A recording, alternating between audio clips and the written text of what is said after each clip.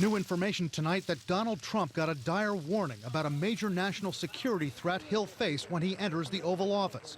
A threat that comes from a young, impetuous dictator who executed his own uncle.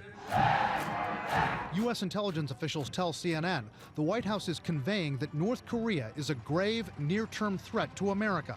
The Wall Street Journal says the Obama team viewed North Korea as Trump's top national security priority and warned the Trump transition team about the threat. Once the president-elect got the detailed briefings on the state of the North Korean nuclear and missile programs, I imagine it was new information and rather jarring.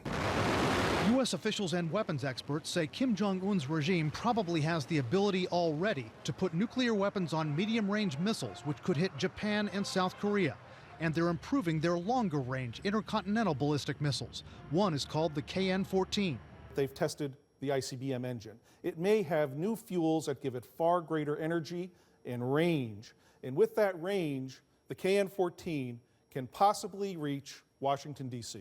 Those missiles haven't yet been tested to be able to re-enter the atmosphere. But experts say the North Koreans could be able to fire those missiles at the U.S. during Trump's administration. There are also new concerns tonight about Kim's violent tendencies and how President Trump will deal with him personally. What should Donald Trump know about Kim Jong-un as an adversary? Kim Jong-un is a dangerous man. He has grown up around violence. He seems to even enjoy violence. He has brutally killed dozens of his generals, and he is a leader without legitimacy. He needs to prove to the Korean People's Army that he is a tough guy.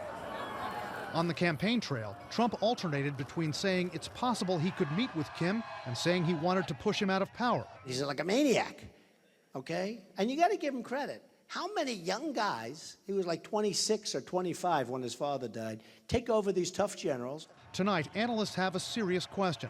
Are these two leaders who will act rationally toward each other or impulsively? Kim takes any insult very personally. We've seen that threats of 9/11 style attacks after the movie The Interview was released. And perhaps Mr. Trump is very amenable to responding strongly to any kind of criticism.